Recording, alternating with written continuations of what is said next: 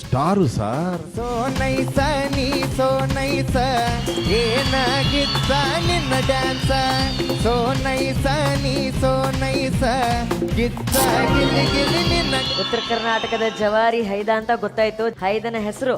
ನನ್ನ ಹೆಸರು ಬಾಳು ಬೆಳಗುಂದಿ ಅಂತ ಹೇಳ್ರಿ. ನಮ್ಮೂರು ಹಾವೇರಿ ಜಿಲ್ಲೆ ಹನಗಲ್ ತಾಲೂಕು ಕತ್ರಿಕೊಪ್ಪ ಅಂತ.